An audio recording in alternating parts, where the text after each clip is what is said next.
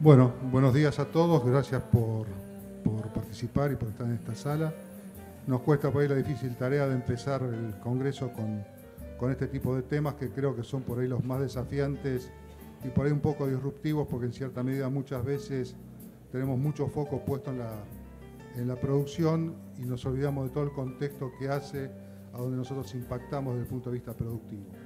Así que bueno, me parece por ahí muy interesante darle el paso a los disertantes y estuvimos un breve intercambio por cómo empezar, si de norte a sur o de sur a norte. Así que vamos a empezar de norte a sur con Sebastián Malicia de Proyuctas. Hola, buen día, gracias, Teddy. Vamos a dejarlos un tiempo.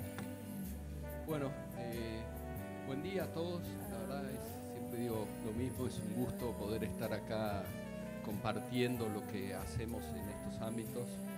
Nosotros, Fundación Proyungas, es una fundación, estamos cumpliendo 25 años, nos dedicamos a la conservación del medio ambiente en el norte grande de Argentina.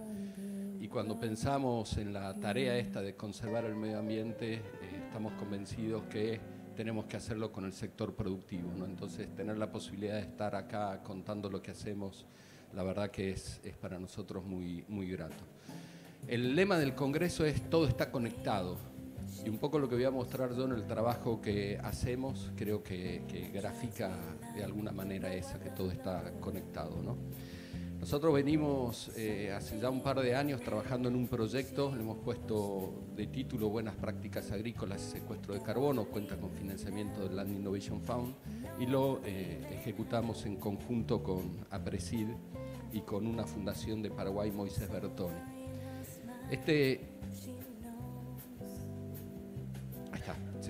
Este proyecto, este trabajo lo realizamos sobre un área de unas 150.000 hectáreas entre Argentina y Paraguay,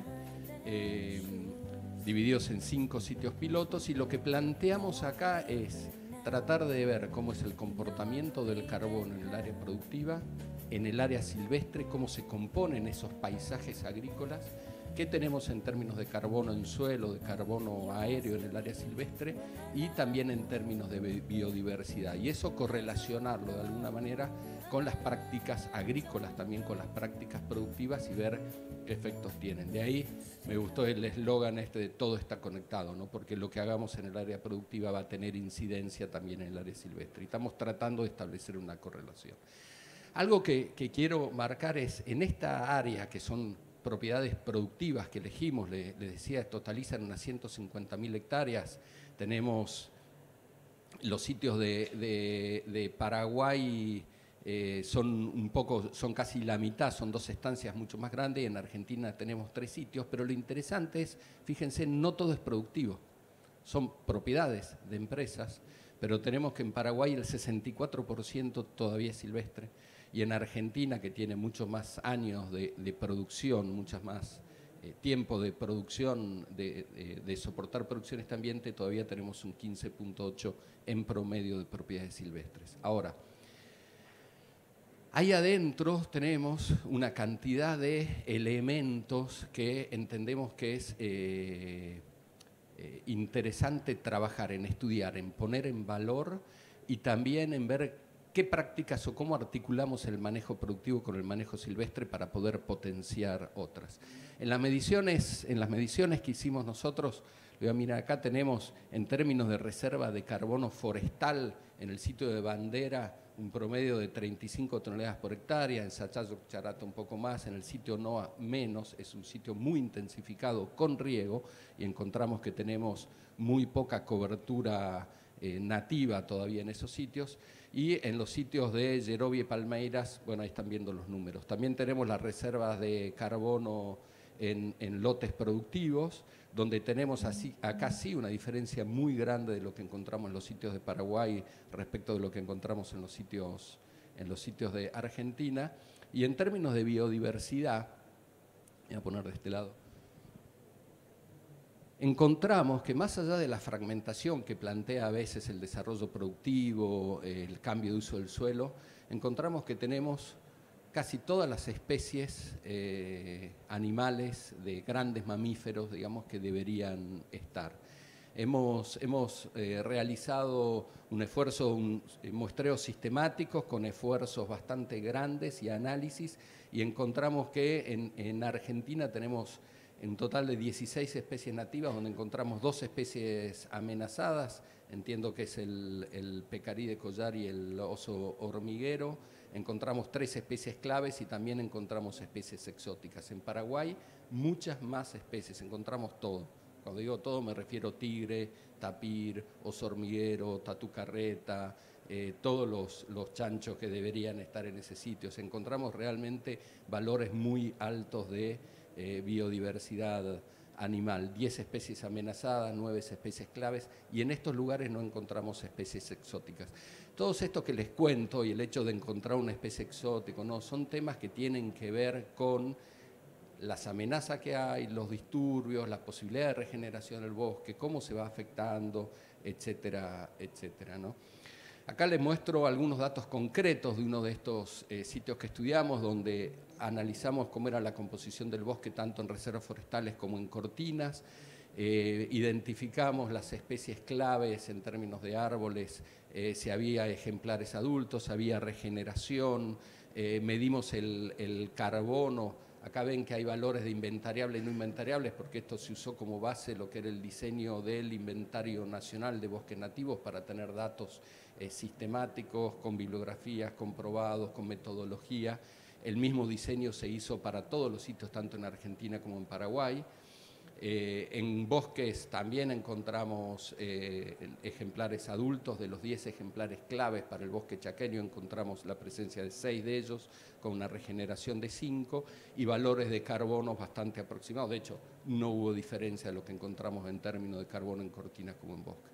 En el stock de carbono en suelos, en lotes productivos, lo que medimos nosotros son 47 toneladas por hectárea, y ahí tenemos los valores de referencia de el INTA, potencial, alcanzable. En bosques y cortinas no tenemos valores de referencia, encontramos un poco más de carbono en suelo. Todo esto, le decía, lo complementamos con monitoreos de biodiversidad. En este caso, para el sitio este que les estaba mostrando, aparecieron 6 especies nativas, el oso hormiguero como especie amenazada, especie clave también. Tenemos una especie exótica, y en las cortinas encontramos también altos valores de biodiversidad, y abajo tienen un listado. Me quiero detener un poquito más en esta parte, que es ¿qué hacemos con todos estos datos, ¿no? Venimos haciendo muestreos sistemáticos, comparables, etc. Ahora, ¿qué hacemos con esto? Esto nos da la posibilidad de sentarnos con el sector productivo, primero demostrarles que en sus campos, además de proteír alimentos de valor de manera intensiva, con todos los agregados que conocemos, siembra directa, etc., también hay valores de biodiversidad, de conservación, servicios ecosistémicos presentes en estos lugares que se pueden conservar. Entonces, lo primero es saber que tenemos muchas veces valores para poner en valor, para estudiar, para difundir, para cuidar, para trabajar en la conservación de ellos. Y las propuestas de manejo que proponemos o que estamos viendo y los vamos a ir conversando con los productores son: hay posibilidad de reforestación, de enriquecimiento, tanto en las áreas de bloques de bosques como en cortinas, manejo de renovables, control de disturbios, fuegos, ramoneo por ganado, extracción de madera, etc. En tema de suelos, prácticas que aumenten los aportes de carbono del suelo. No tenemos mucho para aportar nosotros en un espacio como este con APRESID, que son líderes en siembra directa, pero sí sabemos que esto de rotación de cultivos, cultivo de cobertura, de servicio, brindan también no solo servicios al área productiva, sino también se interrelacionan con el área silvestre. Y en términos de biodiversidad, mejorar la conectividad, manejo de especies exóticas, control y vigilancia. O sea, hay un pool muy grande de acciones que se pueden tomar sin pensar en si es producción o conservación, sino pensando que es producción con conservación, ¿no? Y justamente determinar cómo es esa interrelación, cómo hay virtudes que pasan de un lugar al otro y se pueden potenciar. Oportunidades, trabajar en sostenibilidad, certificación, crédito de carbono, créditos de biodiversidad. Estas son cosas que estamos desarrollando. O sea, cuando puedo incrementar la captura de carbono, sabemos que hay un mercado de carbono. Lo mismo está pasando con los créditos de biodiversidad, y podemos trabajar en la sostenibilidad de estos sistemas productivos a futuro, también pensando en certificación o cómo incorporar esto a las certificaciones. Ayer estuvimos en una jornada, un task force de RTRS, conversando justamente de estos temas, ¿no? De cómo se pueden complementar las certificaciones existentes con estas iniciativas. Eso es todo, muchísimas gracias.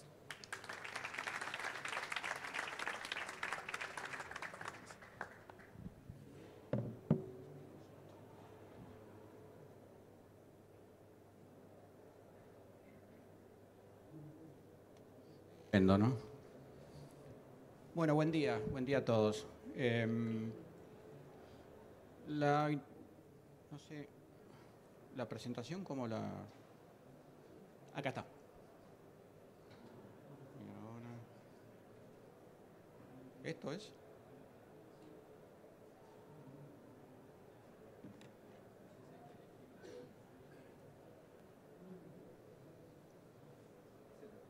Sí.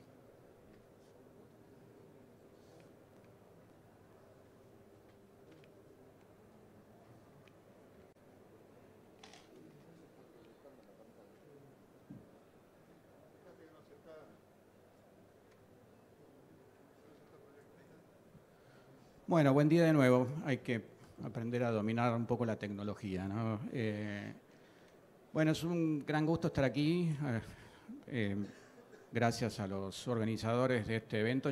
Creo que es la tercera o cuarta vez que me toca brindar una charla en los congresos de APRESID, primera vez en Buenos Aires. Yo trabajo para una organización que se llama The Nature Conservancy, TNC, de manera más informal.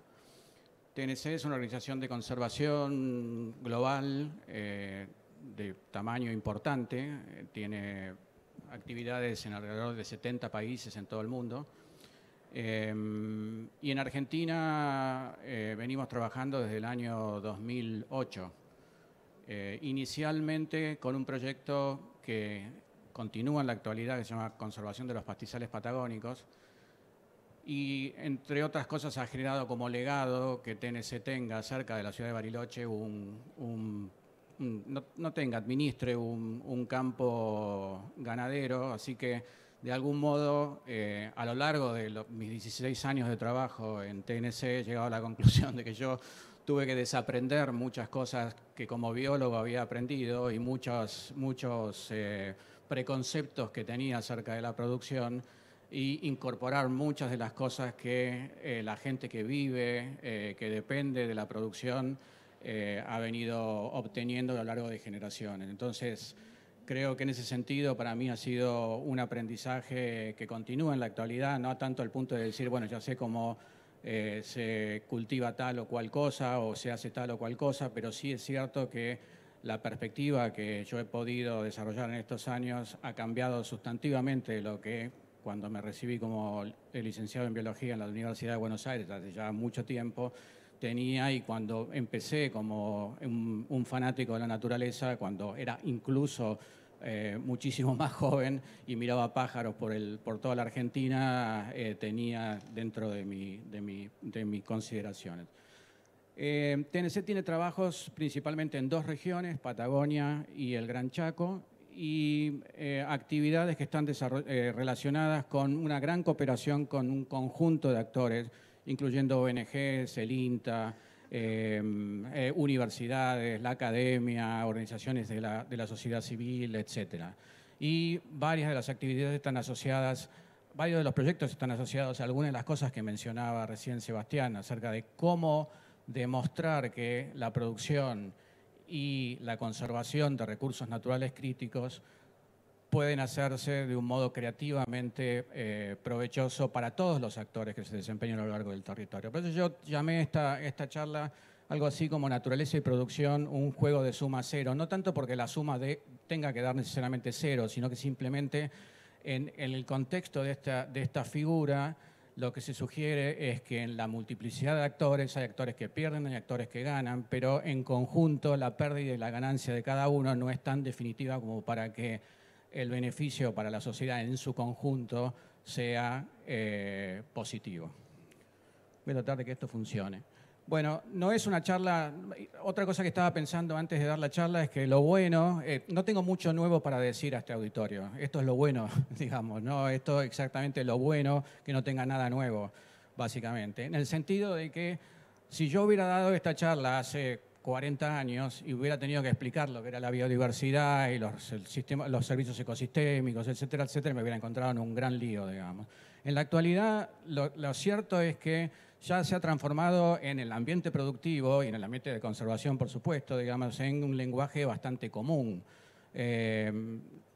Yo, de nuevo, para mí es claro que hoy yo no tengo que explicar qué es la biodiversidad. Por ahí tengo que decir algunas cuestiones acerca de que algunos conceptos que están implicados, están incorporados dentro de ese término, pero lo cierto es que ya es un lenguaje, la gente de campo ya, cuando vas al campo te hablan no todos hablan de biodiversidad, pero de alguna manera la tienen dentro del concepto. Bienes y servicios ecosistémicos son conceptos un poquito menos asibles, pero la realidad es que, de nuevo, no tengo muchas cosas nuevas para decirles, simplemente destacar algunos aspectos que hacen que el juego de suma cero sea posible en el contexto territorial de la Argentina.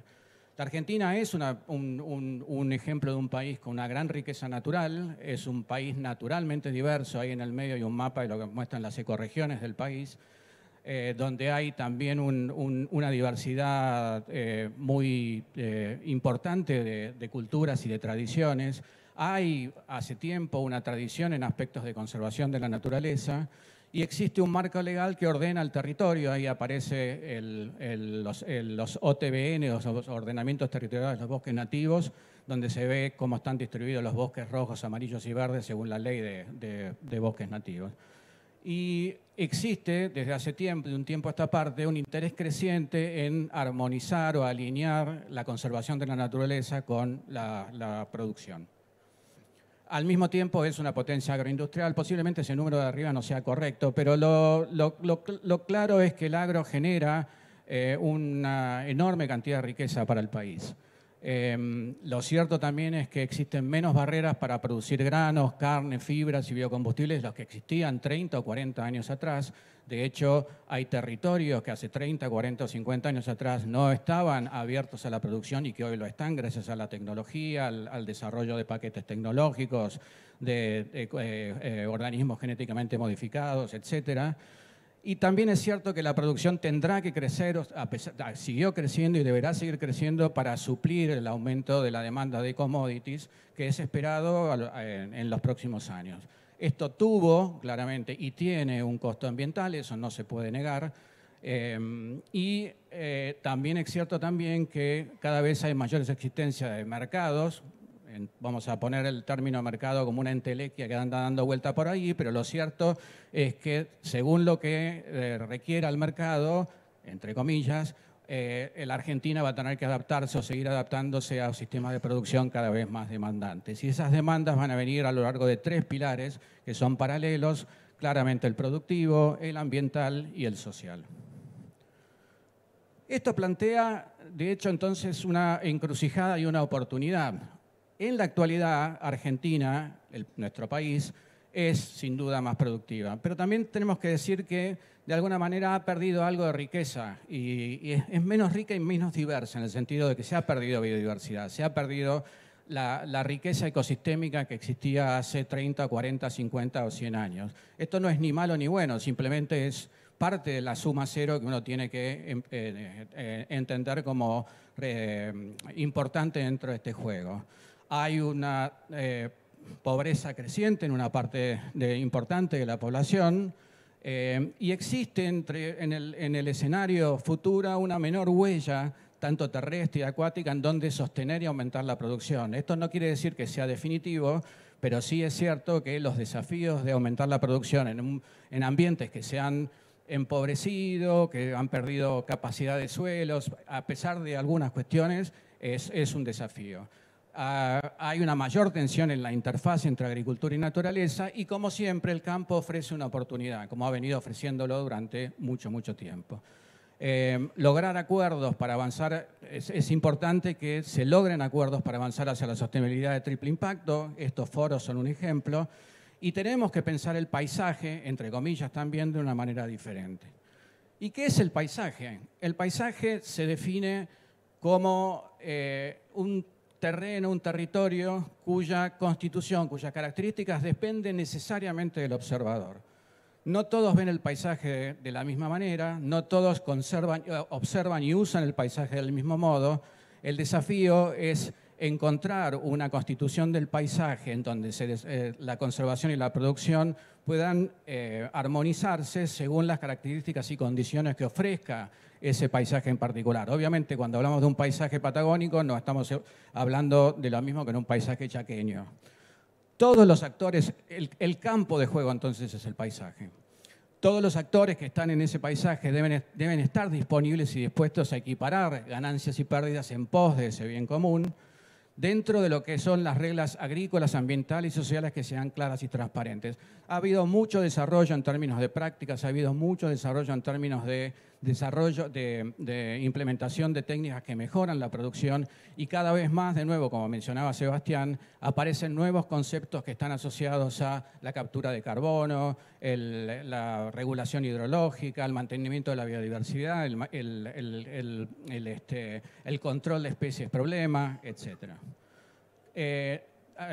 De a poco también han aparecido otros conceptos. Cuando empezamos a trabajar con TNC en Patagonia, desarrollamos un modelo de pastoreo que se llamaba modelo de pastoreo sostenible, hablábamos de pastoreo sostenible. Esto ha sido como ha aparecido un nuevo término que se llama regenerativo, para que este juego de alguna manera continúe en ese mismo paisaje por muchas generaciones más, sin que el sistema en su conjunto pierda condición y resiliencia y finalmente la sociedad se vea favorecida. Esta es una figura que ha desarrollado TNC recientemente en varias regiones del planeta, lo que se llama un paisaje bioalimentario. Ahí ustedes ven una foto de un paisaje donde se pueden ver distintos tipos de usos del territorio, desde uso agroforestal. Es digamos, una representación figurada de lo que podría ser un paisaje multifuncional, en donde la idea es demostrar un poquito acerca de cómo la importancia de tener este mosaico de distintos usos y patrones a lo largo de un paisaje grande, de manera de poder asegurar servicios tales como la polinización, como por ejemplo la regulación hídrica, el control de plagas mediante mecanismos naturales, etc. En Argentina hemos traído este concepto para hablar un poco del Chaco.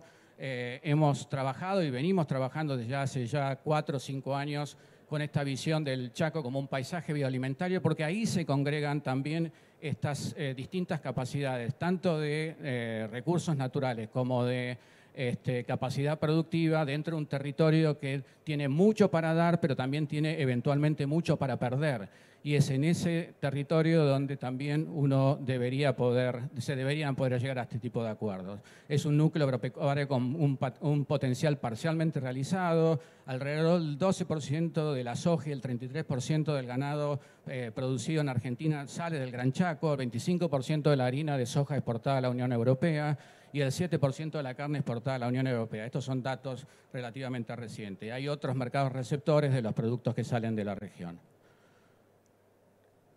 A ver, ¿qué más?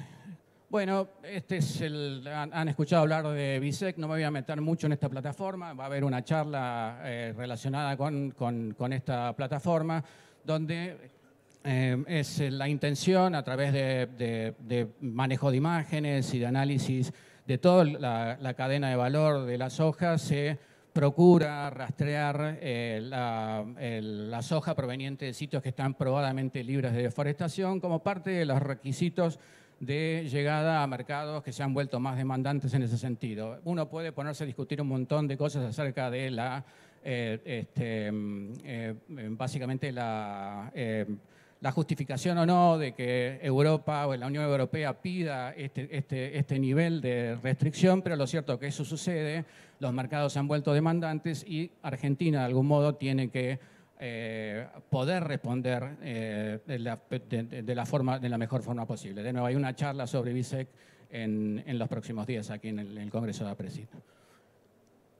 creo que con esto, acá puedo cerrar para dejar paso a los disertantes posteriores, pero simplemente un cierre que es, realmente es muy interesante poder ser testigo de cómo ha evolucionado los conceptos por separado y los conceptos en conjuntos asociados a la producción y la conservación de los recursos naturales. Y es cierto también que los desafíos por venir son más demandantes y más interesantes al mismo. Lo cierto es también que el hecho de que todos estemos reunidos aquí y que haya estas posibilidades hace que este desafío sea de alguna manera más interesante de afrontar, y uno espere que las posibilidades de que la suma cero sea beneficiosa para la sociedad sea incluso todavía mucho más grande. Muchísimas gracias. Gracias. Gracias, Javier. Le damos paso a Hermes, que va a plantear su experiencia en la región de Bolivia, fundamentalmente en el área de Santa Cruz.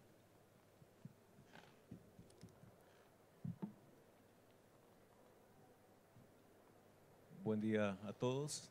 Es un gusto grande estar con ustedes. Vengo de Santa Cruz, Bolivia, la parte baja y más productiva de Bolivia. Mi charla va a ser bien básica, básicamente por una razón. En Bolivia cada año se deforestan alrededor de 500.000 hectáreas y se las trata de pésima forma en cuestión de sistemas productivos. Esto nos ha preocupado mucho. Hace 35 años que trabajo en conservación de la biodiversidad y de repente hemos tenido que saltar desde hace unos 10 años a sistemas productivos más sostenibles. Tenemos un predio de algunos miles de hectáreas en el cual nos dedicamos inicialmente a la ganadería regenerativa y luego, a raíz de un financiamiento de Land Innovation Fund, hemos saltado a trabajar con el sector agrícola grande, los más grandes y más influyentes productores en Bolivia. Entonces, nuestro proyecto justamente se llama Prácticas Regenerativas Innovadoras para una agropecuaria sostenible, y es la búsqueda y la demostración de prácticas que llevan alguien dijo lo mismo, Sebastián, a producir conservando y conservar produciendo. Entonces, esto es nada menos que soluciones basadas en la naturaleza. Si miramos un bosque y vemos la cantidad de materia orgánica, ese suelo negro, fértil, y luego miramos los cultivos donde ha desaparecido todo eso típicamente. Y mucha gente no sabe cómo restituir esa capacidad de los suelos. Entonces decidimos aplicar esas soluciones basadas en la naturaleza a la producción agropecuaria. En primer lugar, algo que se conoce mucho en Argentina, en Brasil y en Bolivia también desde hace unos 35 años, la siembra directa. Y la razón es para proteger la estructura orgánica del suelo, mejorar la porosidad, favorecer la infiltración de agua, entre otras cosas. Esta es una práctica sine qua non para tener un suelo bien manejado. En segundo lugar, es el mantener los suelos con cobertura, siempre con rastrojo, con alguna cobertura verde, de manera que las temperaturas no maten la biodiversidad del suelo y permitan que el ciclo entre diferentes cultivos continúa de manera ininterrumpida. Todas estas cosas, y especialmente esta, no se mira mucho en Bolivia. Se dejan los campos descubiertos, sin ninguna sombra, y rápidamente se deteriora el suelo, la biodiversidad del suelo, la capa orgánica, el carbono se va a la atmósfera, y eso es algo que es necesario evitar. Por otra parte, algo que hemos descubierto y que es clave para rehacer, para reconstruir la materia orgánica del suelo son los cultivos mixtos. En el bosque es mixto. En el bosque hay decenas, centenas de especies presentes interactuando unas con la otra. Y obviamente esto es lo más difícil de practicar en la agricultura, porque hacen falta sembradoras que puedan hacer siembras de mixturas, de mezclas de cultivos, de mezclas de semillas de diferente tamaño, y es algo que hay que trabajar de manera muy especial. También se requiere un cierto conocimiento de qué es lo que se quiere lograr con los cultivos mixtos, según el diagnóstico de suelos, las carencias y los problemas que hemos encontrado. Entonces, pero estos cultivos mixtos rompen la compactación, controlan las malezas y logran acumular carbono, nitrógeno y otros elementos en relativamente poco tiempo, para sorpresa nuestra. Algo más que nadie considera es los descansos del suelo. Nosotros dormimos todas las noches y nos regeneramos. Amanecemos al otro día regenerados. El suelo necesita regeneración, necesita descansos. Entre un cultivo, una campaña productiva y la otra, hace falta que el suelo de alguna manera se renueve su carbono, su nitrógeno, todos los constituyentes que luego van a ser utilizados en la próxima campaña y cosecha. Entonces, de alguna manera, la agricultura en las últimas décadas ha puesto un énfasis enorme en la química de suelos y se ha olvidado de la biología de suelos. Y este es el error fundamental en los cuales han caído los productores. Entonces, ¿qué ocurre actualmente? Entre el énfasis de la química, de los abonos, de los pesticidas y demás, el uso de maquinaria permanentemente, han compactado sus suelos y de una manera increíble ya las raíces de la soya, que es el cultivo más deseado, no puede penetrar a más de 6, 8 centímetros y eso del suelo. Entonces, obviamente tampoco hay infiltración de agua y todas esas cosas que son un problema para el productor, y al final en vez de 3, 4 toneladas solo saca 1,5 de soya. Entonces, grave en lo económico, grave en lo ambiental. En la ganadería tenemos en primer lugar el pastoreo racional Boazán, el PRB, que aumenta significativamente el rendimiento del suelo. Se dice que poner un sistema de cercas eléctricas para hacer PRB es como aumentarle un segundo piso a la propiedad, y lo hemos comprobado que es muy, muy parecido a eso. Y en ganadería también es evitar antiparasitarios. Las ivermectinas y todas esas soluciones que son de esa familia matan los escarabajos estercoleros, que son los que traen un enorme beneficio al suelo, tanto en la ganadería como en la agricultura, porque hoy en día cada vez hay más productores agrícolas que tienen un par de años de ganadería en sus campos y ven el enorme beneficio e incremento de la productividad con ganado, bosta, orín, saliva y escarabajos especialmente. Entonces, ese es el tema de alternar agricultura con ganadería, que cada vez se está haciendo más allá. En los últimos años se ha descubierto esto, en los últimos 2, 3 años, y realmente da excelentes resultados. El proyecto tiene esa configuración, ¿no? Primero, experimentación regenerativa agrícola y ganadera. Esto lo hacemos en un ámbito de alrededor de unos 4 millones de hectáreas de productores. Y obviamente hemos escogido algunos de los más influyentes. Y tenemos un conjunto de como 40 propiedades, de las cuales 12 son ganaderas y 28 son agrícolas. Entonces, además de la experimentación, hacemos un monitoreo georreferenciado multiescala de cobertura y predios y parcelas, un monitoreo de biodiversidad, del suelo y la salud ecosistémica, mediciones microbiológicas y químicas con énfasis en carbono, registros comparativos y costos y rendimientos, y eventos, capacitaciones, comunicación para el escalamiento.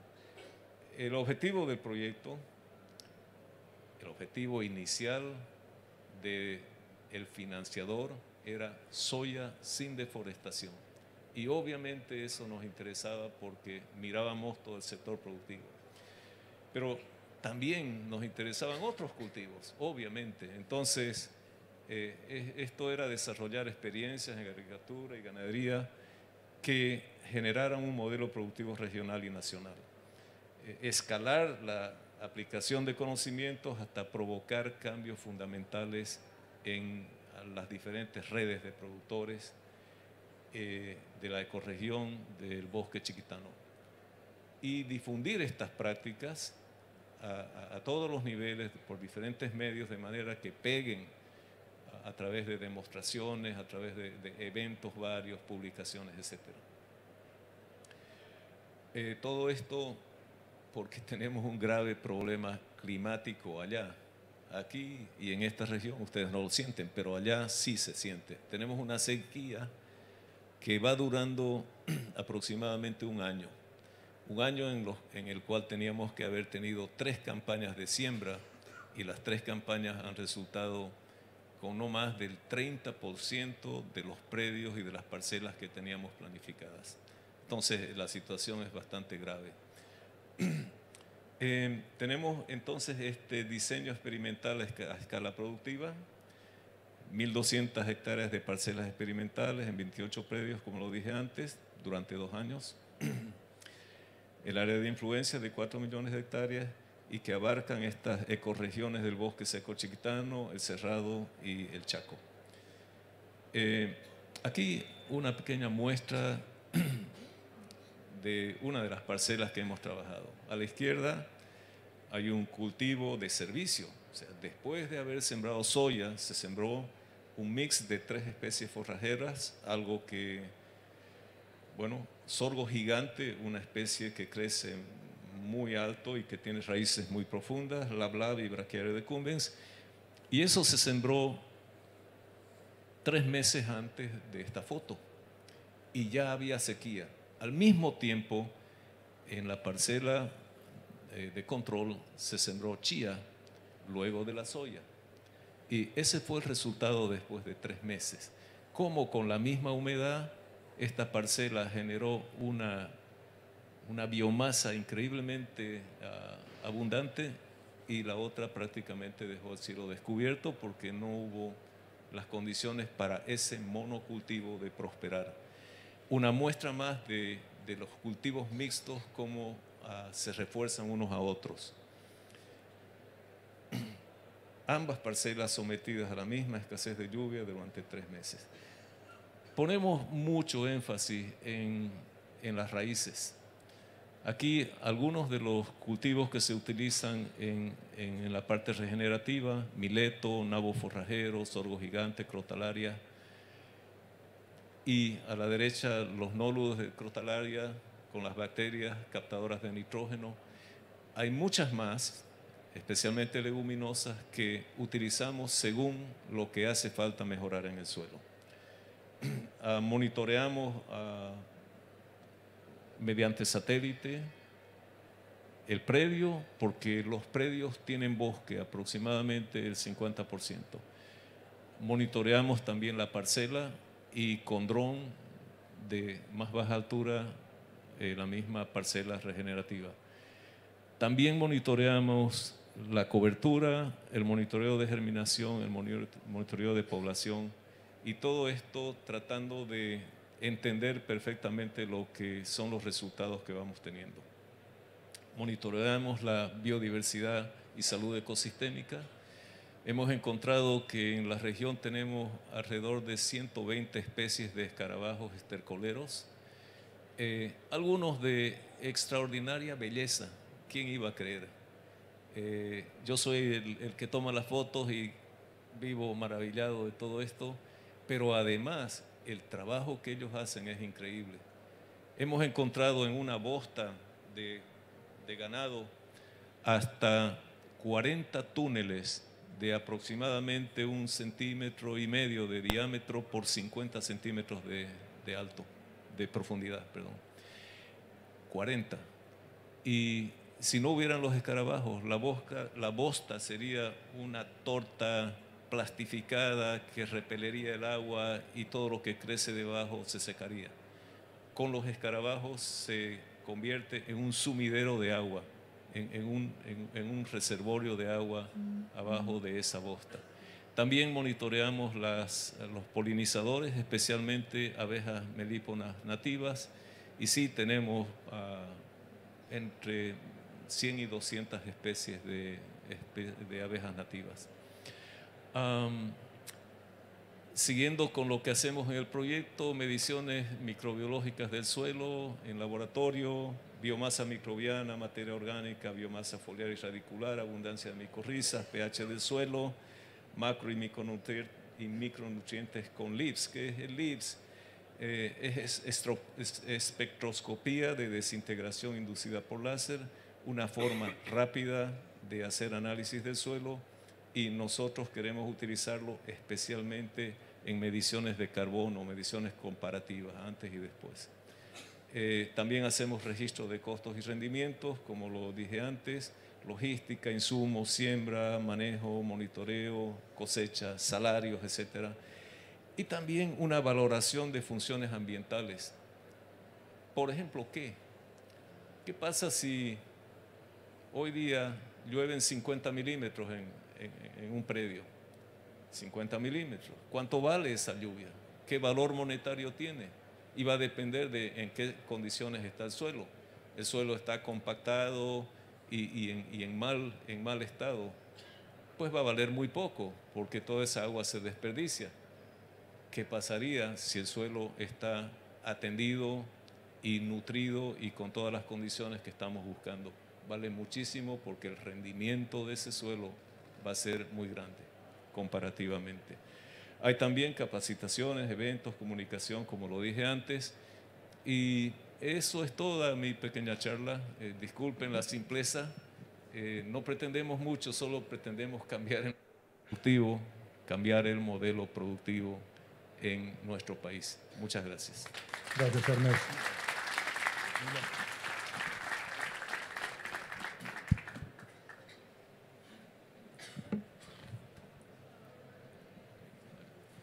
Hola, buen día. Primero me voy a disculpar mi portuñol, soy de Brasil, entonces si no entienden mucho bien, porfa, me pregunte o no sé. Me voy a intentar hablar en portuñol, ¿sí? Voy a intentar hablar un poco más despacio para que pueda pasar todo lo que estoy intentando acá. Entonces, mi nombre es Nilo, soy de Brasil y trabajo con la red ILPF. Es una red de integración lavoura, ganadería, floresta.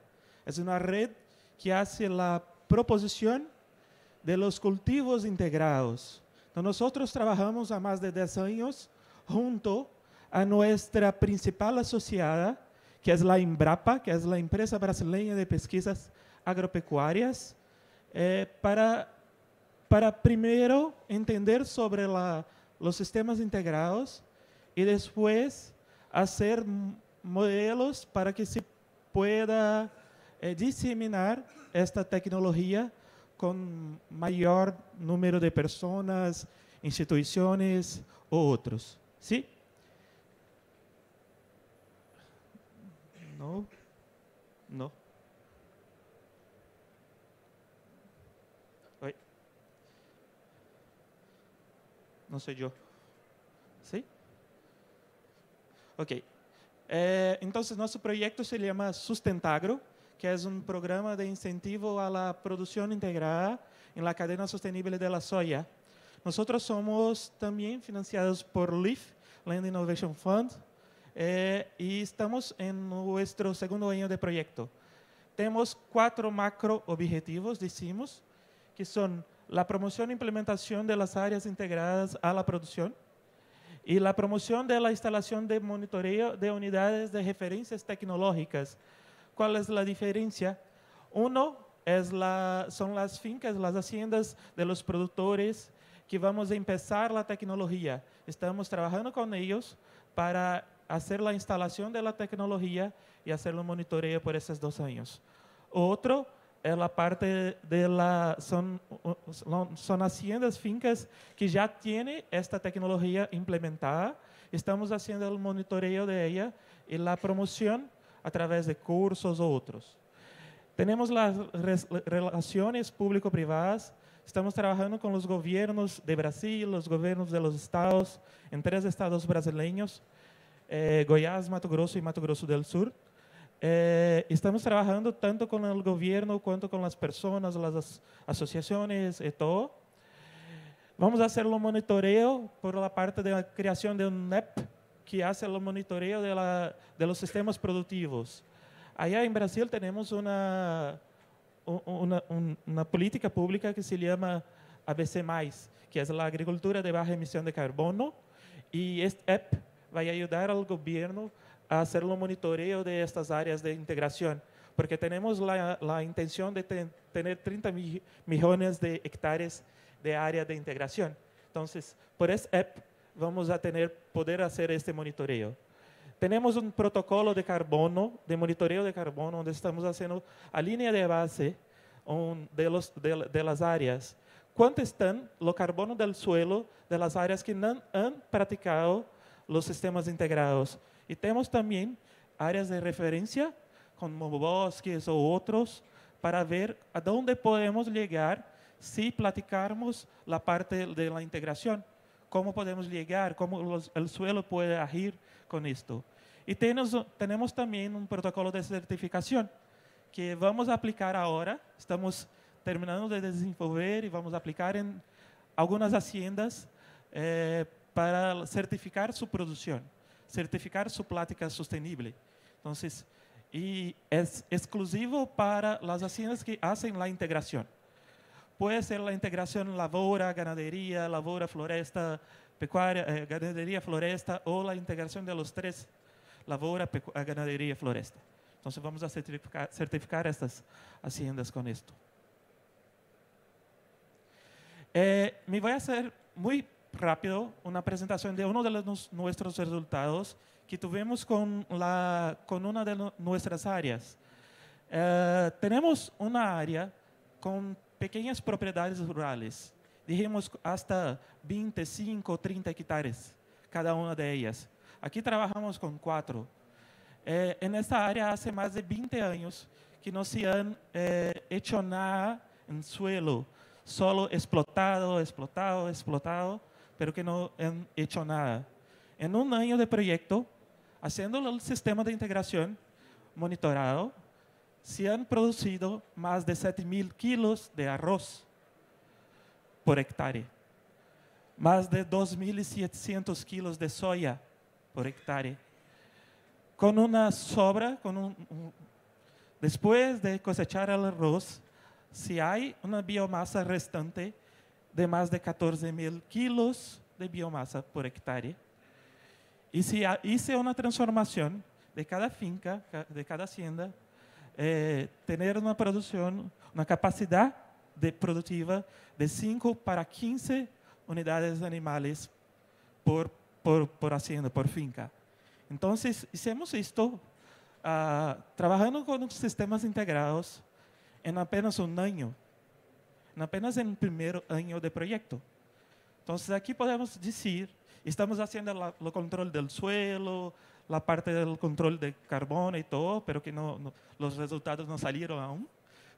El próximo año vamos a tener ellos.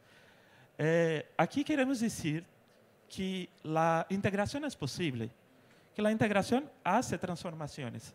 Entonces, en una área que no se producía casi nada, se producía 5 cabezas de ganado por área, se ha hecho toda esa transformación. Se han producido más de 200 sacas de arroz. Se han cambiado la forma de producción. Y este arroz y esa producción se va junto con el gobierno del Estado, se van a comprar toda la producción de estas personas. Entonces, toda la producción está garantizada. Entonces, todo esto va a cambiar la vida de las pequeñas propiedades. En Brasil, en red, llamamos de pequeñas propiedades, pero que grandes productores. No nos gusta decir pequeños productores. Son pequeñas propiedades, grandes productores. Y esto que hicimos en un año. Aquí son ejemplos que tenemos de la producción. Aquí son ellos con nosotros plantando los árboles junto con el arroz o junto con la soya. Entonces, hacemos líneas de árboles nativas de Cerrado. Plantamos estos árboles que daqui como 5 años van a tener otra forma de renta, de monetizar, van a tener otra forma de ganhos, que son con los frutos, hojas o otras cosas de estos árboles. Van a tener otra forma. Están sembrando junto con la lavoura, y cuando se cosecha la lavoura, se tiene la parte de la forrajera, de la pastaje. Entonces se puede tener lavoura, ganadería y floresta en un mismo espacio. No es necesario tener más área, mas es necesario tener más producción en una misma área. Y es eso que la integración junto con el proyecto está practicando con estos. Este es un ejemplo, pero que tenemos otro ejemplo muy pronto, que lo queremos llegar con todos. Este es un caso muy famoso en Brasil, donde la red empezó, que se llama Santa Brígida. Es una gran propiedad de más de 5.000 hectáreas, es una gigante. Y ahí, como en 12 años, se han cambiado más de 100% la cantidad de materia orgánica del suelo, más de 800% la unidad de cabeza animal por hectárea. Se pasó de medio unidad de cabeza animal por hectárea para más de 4.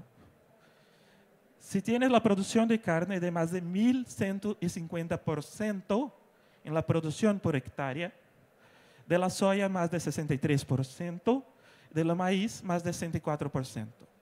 Esos son 10 años de proyecto, 12 años de proyecto, y es eso que queremos hacer con los productores que estamos apoyando con LEAF. Y es eso que queremos incentivar para que todos hagan. La producción integrada, si es posible producir más con menos. Si es posible producir protegiendo, ¿no? La producción con la naturaleza. Junto para tener más producción de una forma más integrada y más sostenible. Son 2 fotos solo de esta hacienda para ver cómo era y cómo estás ahora. Y esta parte de la floresta no cosecharon, pero que en sumas hay millones y millones de dólares ahí en floresta que pueden cosechar si quieren, pero que ellos no quieren. Pero que hay ahí una poupança, un fondo muy grande sembrado ahí. ¿Sí? Entonces, es esto. Muchas gracias. Perdón por mi corta charla, y por mi portuñol. Gracias, Nilo. Le damos paso a Bernardo.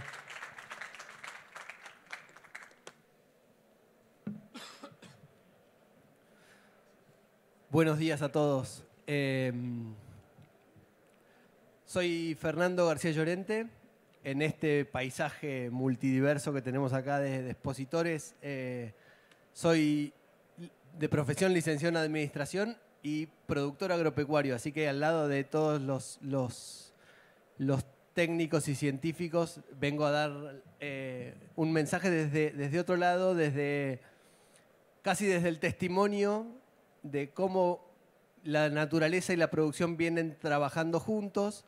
Los chicos contaban también que hace años era convencer que hay un suma cero en todo esto.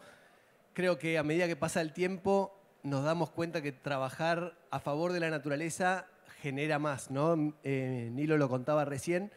y yo vengo a contarlo desde la cuenca del Salado.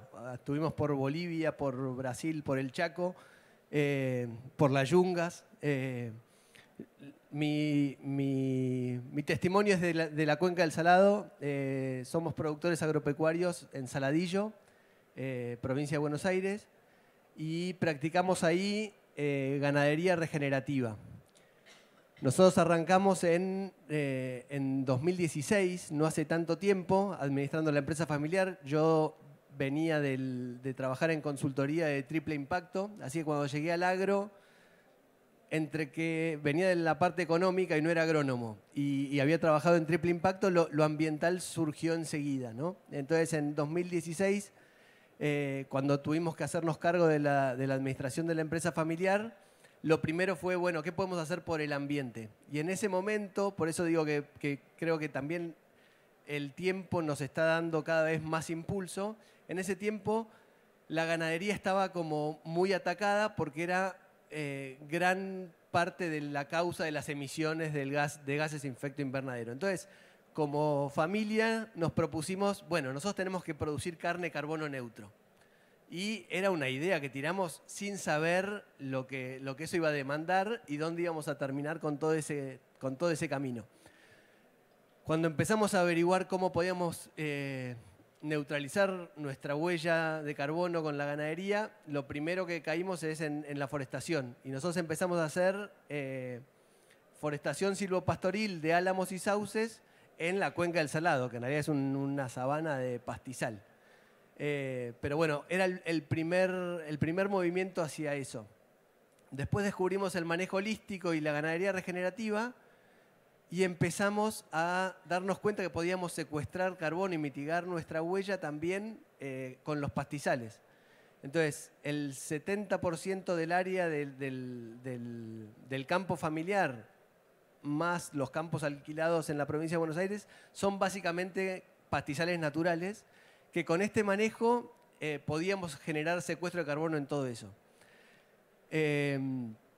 Hoy los chicos también contaban desde el punto de vista de las prácticas. Para nosotros implicó, para aquellos que son productores, más cambios de cabeza que cambios en la forma de hacer las cosas. Lo único que fue diferente fue que empezamos a medir, empezamos a planificar ese pastoreo rotativo. Tuvimos que juntar los rodeos para lograr descansos más largos, o sea, que se parezca un poco más a las manadas que habría de megafauna en los pastizales años atrás, y con eso empezamos a generar lo que conocemos como la regeneración. Lo interesante para nosotros fue que el objetivo era producir carne carbono neutro o llegar a esa carbono neutralidad. Y nos encontramos que no teníamos que esperar al final del camino, sino que el camino en sí era un fin. O sea, empezamos a trabajar a favor de la naturaleza y de alguna manera la naturaleza nos empezó a devolver en productividad de corto plazo esto que nosotros queríamos, que lo estábamos haciendo más por un tema de ideales o de valores. Y entonces empezamos a descubrir que si trabajamos a favor de la naturaleza, en lugar de perder productividad, estábamos ganando. Nosotros, además de medir el índice de salud del ecosistema, que es parte de lo que mide la evolución, es una forma que tiene el Instituto Savory de medir la evolución del ecosistema de pastizal año tras año, también medíamos la producción de forraje en ese pastizal. Nosotros somos miembros CREA también y tenemos con CREA el desarrollo de un tablero forrajero que mide con imágenes satelitales la cantidad de forraje que se produce en determinado predio. Y nos empezamos a dar cuenta que con nuestro manejo producíamos más forraje del que producíamos antes y eso nos permitía aumentar la carga. Entonces, lo que encontramos como primer gran resultado es que por esta búsqueda que era un poco más idealista, de decir tenemos que neutralizar nuestra huella por todo lo que eso implicaba a nivel de nuestro planeta, empezamos a encontrar que la empresa agropecuaria era también más eficiente gracias a trabajar de esa manera. Entonces, aquello que pensábamos que por ahí era en detrimento de la producción, nosotros encontramos que la naturaleza potenciaba la producción. Y más se notaba en años de sequía. Nosotros de los últimos 4 años tuvimos 3 de sequía.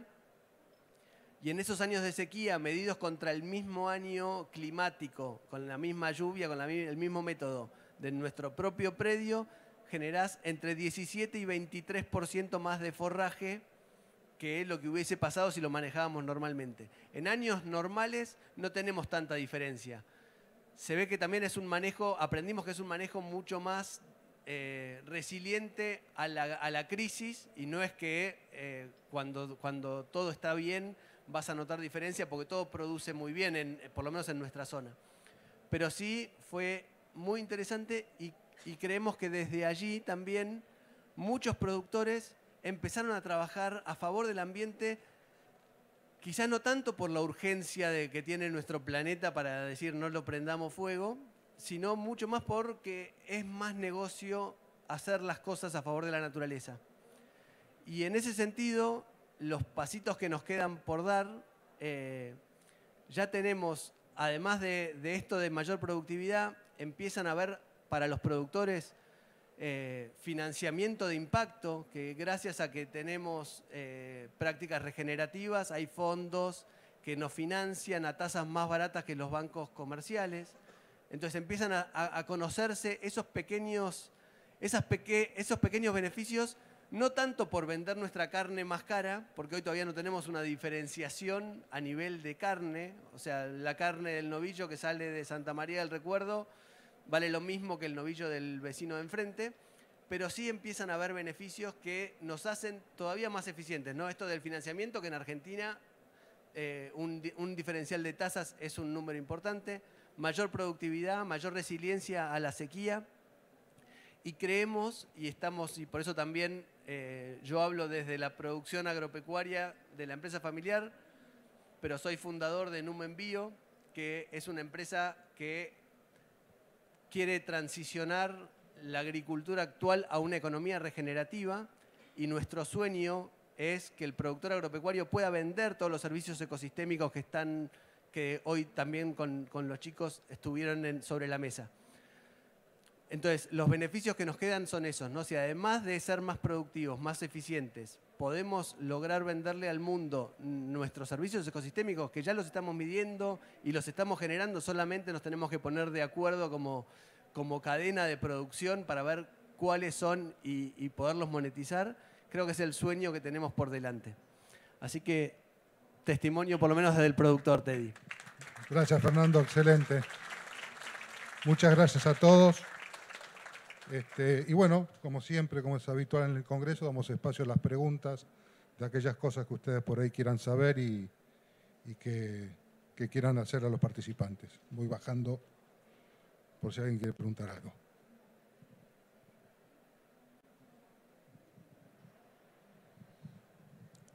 Bueno, buenos días. Para vos, que fuiste el último disertante. Cuando mencionaste una de las últimas inquietudes de diferenciar o obtener un diferencial de precio por el novillo, ahí me parece que tendría que integrarse hacia adelante y hacer contacto como para llegar con una carne con marca y donde se venda esta historia, por así decir, entre comillas, porque el consumidor compra historia cuando compra cualquier producto, no solo un producto alimenticio. ¿Intentaron hacer algo en ese sentido con algún frigorífico que les pueda prestar el servicio y salir con la carne con su marca o no? En realidad o sea, no quiero sonar desesperanzador, porque creo que es un re buen camino. Fue el primero que intentamos. Nosotros en el campo familiar recibimos muchos, o sea, exportamos novillo Hilton y a través del exportador recibimos muchos europeos. O sea, tuvimos cara a cara con la persona que dice, yo quiero pagar más por tu novillo. O sea, era como el mensaje perfecto. Lo que nos pasó es, el novillo, lo que llega al consumidor europeo es el 18% de la media res. y ahí tenés el importador europeo, el exportador argentino, el frigorífico y nosotros. Entonces, cuando hacían la cuenta me pagaban el flete al frigorífico. Claro, es como que estaba buenísimo y todo beneficio es bienvenido, pero uno que dice, yo tengo una carne de pastizal, carbono neutro, esto en Europa tiene que valer fortunas, y es cierto, la cadena es tan larga desde acá que no lo hemos podido lograr. Hubo un espacio cuando empezó a irse mucho a China, que ya China, como compraba el novillo entero, si el mercado chino pudiese valorar el carbono, quizá tenga un impacto en el productor, pero a los chinos no les interesa la carne barata. Entonces, lo que creemos está buenísimo y lo seguiremos intentando. Yo soy más un convencido de que tenemos que vender el servicio ecosistémico como un intangible y venderlo como por otro canal. O sea, por un lado, eso quizá nos servirá como marketing para nuestra carne, pero el negocio va a estar cuando nos vengan a comprar todo el carbono que generamos y que mantenemos en el suelo, toda la biodiversidad que tenemos en nuestros sistemas y si la mejoramos aún más. Creemos que la ventaja de ponerle el segundo piso va a estar por ahí. Sí, además va a tener que ser un negocio de volumen, porque bueno, no sé el volumen que ustedes producen, pero es muy difícil para un productor solo abastecer un mercado en forma continua con cortes, con carbono neutro y toda esta historia. Y para mí tiene que estar integrado con el mercado interno, porque como bien decís, es un porcentaje, si bien son los cortes de gran valor, es un porcentaje bajo. Y ahí hay que ver de integrar y llegar al restaurante o a la góndola con esa historia y no a un carnicero donde se diluye o directamente ni figura eso. Es todo un... Con lo cual hay que trabajar en una masa crítica, digamos, integrar otros productores, me parece. Y quizás mejor si hay el respaldo de alguna asociación. Angus, digo Angus porque veía, pero bueno, me parece que ese es el camino, pero bueno, felicitaciones igual. ¿Alguien más? ¿Alguna pregunta más que quieran hacer? Yo tengo una pregunta para los panelistas. Quedó clarísimo la importancia de empezar a... Me gustó mucho lo de proteger produciendo y producir, bueno, viceversa, ¿no? Ya me sale, pero creo que es importante también en todo esto que se está diciendo entender cuál es el impacto social que esto genera. ¿Sí? Porque de lo que viene, los servicios ecosistémicos, por definición, están relacionados a las personas. Y no hablamos sobre el impacto social de todos estos servicios, y sobre todo en Santa Cruz, o en Brasil, o en el Chaco, allá en La Yunga, o acá en Saladillo. ¿Cómo lo están viendo eso? Gracias por la pregunta. Mira, me da pie para comentar esto que estuvimos mostrando, que mostré yo al principio. Mira, está enmarcado en un programa que venimos desarrollando hace ya 15 años, que se llaman Paisajes Productivos Protegidos. Y en el marco de ese programa, una línea de trabajo es la definición y medición de indicadores de desempeño ambiental y social. La dimensión social está presente en el norte, donde nosotros trabajamos, en el norte grande. Sabemos que tenemos los peores índices de pobreza en todo sentido. Tenemos una cantidad de comunidades originarias viviendo en el territorio, criollos y las mismas poblaciones, ¿no? En lo que es el este salteño, Formosa, Chaco, tienen los peores índices de pobreza. Así que hay una deuda de trabajar ahí justamente con una visión y la dimensión social. Por eso justamente estamos pensando en la definición de estos indicadores para poder monitorear, para ver cómo esto impacta. Así que en el trabajo siempre está presente esa dimensión social. Y en ese sentido, a veces está este pensamiento, ¿no?, de que hay que frenar la producción, de que no hay que deforestar. Es verdad, es una discusión válida, no cero deforestación, tenemos que aprovechar mejor lo que hoy tenemos que intensificar la producción en los espacios que ya tenemos y tenemos que conservar biodiversidad, bienes y servicios de la naturaleza, pero eso también hay que hacerlo justamente mirando esto lo que vos decís, ¿no? Es muy fácil a veces proponer estas cosas desde lugares que ya han tenido su oportunidad de desarrollo, de inclusión social, etcétera, de volcar servicios y riquezas hacia la sociedad, y en estos lugares donde a veces tenemos problemas de desnutrición, problemas de acceso al agua segura, problemas de servicios básicos, de educación, de salud y todos los que se puedan imaginar, en realidad lo que necesitamos es más producción, más desarrollo inclusiva, considerando justamente este desarrollo social. Y ese es el gran desafío, no pensar en una cosa o en la otra, ¿no? Yo, para sumar a lo que decía Sebastián, mucho más micro, pero creo que también es impacto social, la cuestión ambiental en las familias de productores son un puente para las generaciones nuevas.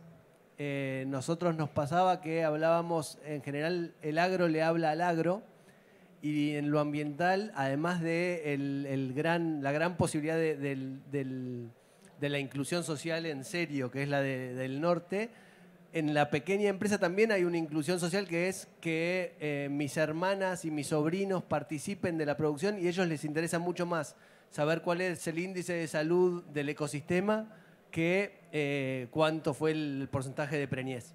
Entonces creo que también en miniatura lo ambiental también nos une con las generaciones que tenemos abajo, que como productores tenemos que también hacer un esfuerzo para que seamos un poquito más diversos. Y más allá de todo lo que tiene, no solamente con la inclusión, sino que nosotros en la línea de base del impacto ambiental, el impacto social, pensábamos que nos relacionábamos con muy poca gente, y en realidad cada pyme agropecuaria tiene un relacionamiento con 500 quits por año. Entonces, si logramos ponerle también un segundo piso al campo, eso también genera valor en lo local, no solamente en la familia, sino también en la comunidad. Solo para complementar un poquito de experiencia de Brasil, cuando ponemos las personas adentro del proceso, cuando incluimos ellos para la planeamiento, para planeación, para todo este proceso, tenemos un despertar en su pensamiento y tenemos un cambio de pensamiento para una producción diferenciada. Y cuando hacemos esta diferencia en la producción, el cambio de pensamiento, estamos dando una carta de libertad para los pequeños principal, porque ellos van a tener su libertad financiera, su libertad productiva, su libertad en todo. Entonces, lo principal que tenemos visto es que ellos tienen que participar en todas las etapas, desde el pensamiento del proyecto, desde la proposición de la siembra, cómo vamos a hacer, quién va a trabajar, cómo va a acontecer, hasta la cosecha, la producción y la venta. Entonces, teniendo ellos con nosotros en todo ese proceso, ellos dan cambio de pensamiento, y si hay una diferenciación muy, muy, muy fuerte, podemos ver esto. ¿Alguna otra pregunta? ¿Alguien que...? Aló. Perdón. Perdón. Hablando de los impactos sociales de los proyectos,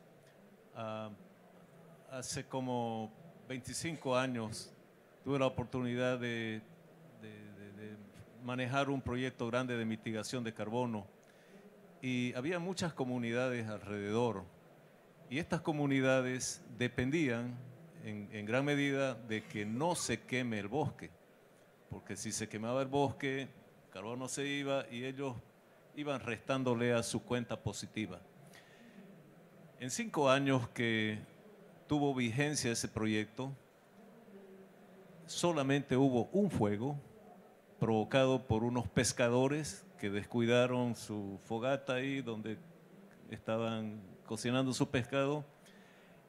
La comunidad reaccionó fuertemente, los castigó y no se volvió a repetir el tema. ¿Okay? Resulta que en Bolivia hay muchas tierras comunitarias de origen, y muchas veces son cientos de miles de hectáreas que se les han dado a grupos indígenas que no tienen ni la más mínima idea de cómo manejarlas. Últimamente se les ha ocurrido alquilar sus tierras a menonitas. y los menonitas son máquinas de deforestación y de maltrato de la tierra. Entonces, después de pagarles un alquiler anual por el uso de la tierra, se las devuelven a los 5 años listas para meterle ganado, empobrecidas totalmente. Bueno, entonces la ignorancia de hacer bien las cosas les lleva a un doble o triple daño. Por otra parte, cuando los grandes agricultores no conocen en su cabalidad el impacto de la deforestación a gran escala, tampoco se dan cuenta de que están perdiendo de inicio. Todos sabemos los impactos del cambio climático global en los regímenes de lluvia. Obviamente hay un fenómeno global que nos afecta a todos, pero también hay un fenómeno más local, el clima local. Cuando de repente tenemos un área que era boscosa y tenía buenos regímenes de lluvia y se deforesta miles de hectáreas sin bosques residuales entre medio, deja de llover, disminuye inmediatamente porque se eleva la temperatura, porque el sol da al suelo y la atmósfera se calienta y las masas de aire húmedo no tienen la posibilidad de condensarse y dejar caer su lluvia. Bueno, lo estamos sintiendo cada vez, cada año, 300, 500 mil hectáreas de deforestación y un mal trato de todo el ecosistema. Entonces, ¿sufren las comunidades? Sufren porque se queman los bosques de manera, no voy a decir espontánea, todo fuego está generado por alguien, pero se queman sus cultivos, sus casas, su ganado y todo lo que tienen. Realmente el tema de cambiar la conciencia, de darles un poco más de conocimiento a todos, grandes y pequeños, es de suma importancia. ¿Alguna otra preguntita? ¿Alguien? Voy.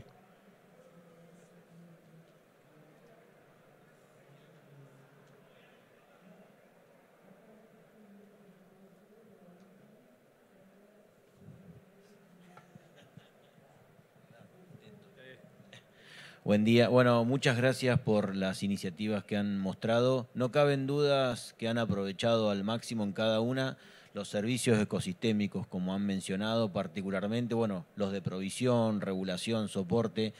Yo quería consultarles si también aprovechan los servicios ecosistémicos de tipo cultural, particularmente el tema del turismo rural, el turismo de naturaleza. Si están pensando también en integrar y aprovechar ese tipo de servicios ecosistémicos. Gracias. Sí, yo puedo mencionar lo que yo les comentaba, este pequeño sitio que está cerca de Bariloche, que se llama Estancia Fortín Chacabuco, es donde TNC está haciendo un ejercicio de ganadería regenerativa. Y es una escala menor, ¿no? No es una unidad económica y hemos estado intentando y buscando otras opciones, incluyendo el tema de turismo. Claramente uno de los aspectos más desafiantes de encontrar esta diagonal entre producción y conservación está en un poco lo que vos mencionabas, ¿no? Es este desafío de resolver estas pequeñas encrucijadas de ingresos y egresos y encontrar que la empresa funciona, ¿no? Y que esa empresa derrama también un poco hacia el exterior, un poco respondiendo al tema del desafío social, ¿no? Claramente la posibilidad de encontrar alternativas como el turismo, como el carbono, como la evaluación de otros servicios que de alguna manera pueden ser incorporados dentro de las cadenas de valor y que puedan ser comercializados, tiene que tener una vuelta de impacto social que refuerce, mejore la condición de los grupos locales, de las comunidades, de los habitantes rurales, de los que trabajan en el campo, ¿no? En caso contrario sucede un poco, es un poco paradójico, ¿no? Yo a veces pienso, y me desvío un poco de tu pregunta, pero pienso que un poco lo que decía en la charla, hoy algunos de los paisajes de Argentina están, entre comillas, empobrecidos, ¿no? En términos de biodiversidad lo pienso, no en términos de otras cuestiones. Y esa pérdida de alguna manera se ha hecho en detrimento sin un retorno muy claro, ¿no? Cuando uno va a ciertas zonas del país no ve ¿no? ese beneficio en términos de infraestructura, salud, etcétera, etcétera. Entonces yo creo que este es el tema de encontrar esta nueva visión, que ya no es tan nueva. Tu iniciativa tiene ya más de 30 años y es la Cuenca del Salado. Tampoco es un sitio donde vos decís, es un sitio desafiante. El Salado es desafiante, digamos, ¿no? El Chaco ni que hablar. Entonces, bueno, sí, nosotros estamos tratando de hacer ese tema de turismo, pero como una demostración de que esta combinación de actividades dentro de un paisaje mayor, en donde tenés vecinos, donde tenés gente que quiere otras cosas, donde tenés gente que busca otras cosas, que no tiene la consideración del paisaje en forma integrada como lo obtiene otros grupos, ese es el desafío a resolver en un mundo que cada vez te demanda más productos de algún modo, ¿no? Sí.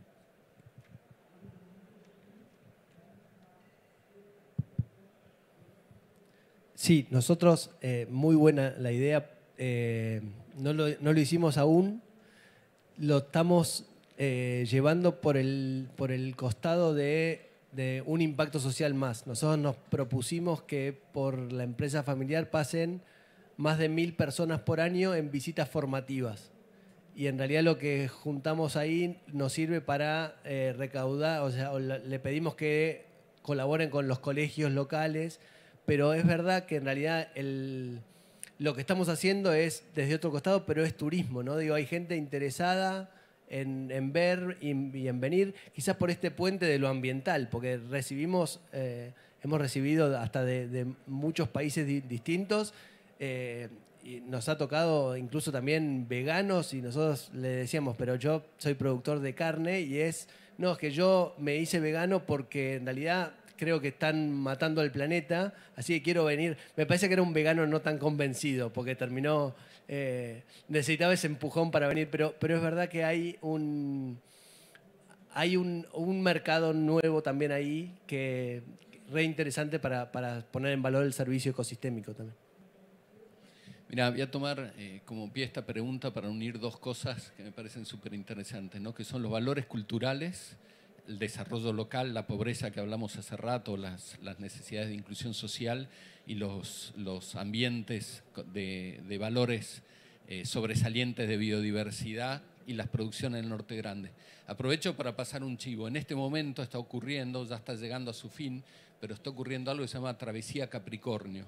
La Travesía Capricornio es una aventura que empezó el 1 de mayo en Susques, allá en la Puna Jujeña, en el límite con Chile, y que va a terminar a mediados de septiembre en Iguazú. Son 3.000 kilómetros recorriendo 6 provincias, 10 ambientes distintos. Muchos, creo algunos de los que están acá lo conocen, Alejandro Brown, que es el presidente de la fundación. Él está haciendo completa la travesía, fue idea de él, hay gente que se suma y que le está dando, se suman por tramo y le están dando apoyos. De esos 3.000 kilómetros se recorren caminando y en bote por el río Bermejo, el río San Francisco en Jujuy, el río Bermejo. Hoy llevan un poco más de 3 meses y justamente lo que busca es poner en valor, dar visibilidad a los valores sociales, principalmente ambientales y productivos del norte grande de Argentina. Y una de las cosas que conversábamos con Alejandro el otro día, él lo está haciendo por caminos secundarios, por senderos, etcétera, pero dice el potencial de desarrollo turístico que hay en estos lugares es increíble. Todos sabemos de las virtudes de la Patagonia en términos de turismo. Conocemos las virtudes de quizá los esteros de Liberal, las cataratas del Iguazú, pero en el medio está la quebrada de Humahuaca, el bañado La Estrella. Hay distintos lugares espectaculares que conservan todavía muchísima naturaleza y muchísimos valores culturales. La cantidad de comunidades originarias que viven hoy en el norte grande de Argentina son más de 1.600 comunidades de 30 y pico de etnias distintas que están viviendo. Argentina tiene un norte aborigen y eso a veces no lo sabemos o no está puesto en valor. Lo que estamos buscando con esta travesía es justamente darle visibilidad. Así que si googlean Travesía Capricornio van a encontrar información y lo pueden seguir. Gracias. Bueno, vamos a ir cerrando simplemente por ahí con una reflexión que creo nos merece todo esto y que por ahí está alineada con el espíritu de la institución. Muchas de estas cosas que nosotros hacemos, y por ahí quisiera que ustedes se lleven desde la puesta a punto que hizo el panel, es que muchas de las cosas que nosotros hacemos están relacionadas con mejorar la calidad de vida de la comunidad. Y quizás no nos damos cuenta el impacto que tenemos nosotros como sector y la vinculación que tenemos en un montón de acciones que en cierta medida mejoran la calidad de vida de todos, dentro de los cuales estamos nosotros también dentro del esquema productivo. O sea, llévenselos y cuando ustedes por ahí vean para qué hacemos lo que hacemos, muchas de las cosas que hacemos es para mejorar la calidad de vida de todos. Y por último, un concepto que quisiera dejarles dentro de lo que van a recorrer de todo este congreso. La sustentabilidad no es gratis, porque si fuese gratis no es sostenible. Entonces, cada vez que nosotros hacemos algo que tenga impacto, evidentemente el repago de eso, ¿sí?, para que sigan un círculo virtuoso de mejora continua, tiene que tener una contraparte que esté comprometida con lo que se declama desde el punto de vista de sustentabilidad para todo lo que se hace. El ejemplo del tema de la carne, ¿sí?, es una de las cosas que nosotros deberíamos plantear, no solamente desde el punto de vista del negocio, sino también como país y como para llevar adelante un montón de iniciativas que nos reclaman, ¿sí?, pero al momento de hacerlas tangibles, el compromiso con la sustentabilidad no es solamente del lado del productor, es también del cliente que la reclama y su compromiso tiene que estar dado de una manera, si se quiere, proactiva, para que mucha más gente se sume en este círculo virtuoso que todos queremos de mejorar la calidad de vida para todos. Nada más, muchas gracias y a disfrutar del Congreso.